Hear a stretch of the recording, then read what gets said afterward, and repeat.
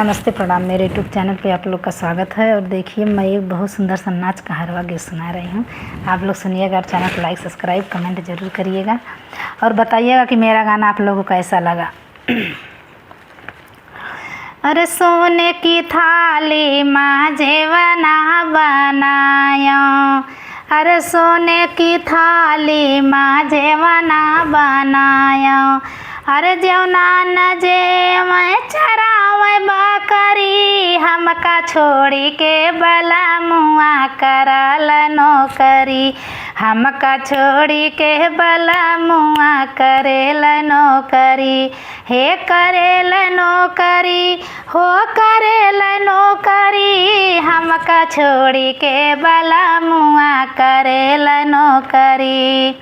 झाझर गेड़ुआ गंगा जल पानी, झाझर गेड़ुआ गंगा जल पानी, अरे गेड़ुआ न घोट चरावे बकरी, हमका छोड़ी के बला मुआ करेल नौकरी, हमका छोड़ी के बला मुआ करल नौकरी।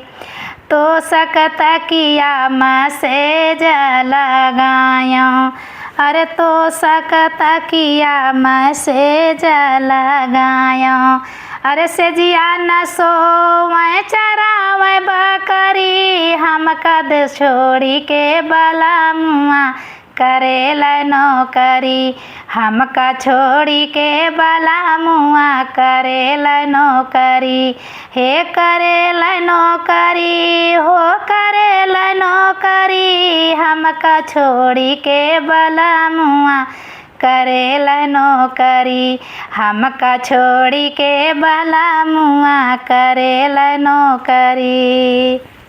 कैसा लगा मेरा गाना आप लोग सुनिएगा, सुन के लाइक सब्सक्राइब कमेंट ज़रूर करिएगा। बहुत छोटा छोटा गाना बना रहे हैं हम आप लोग, ताकि सुन ले बोर ना हो।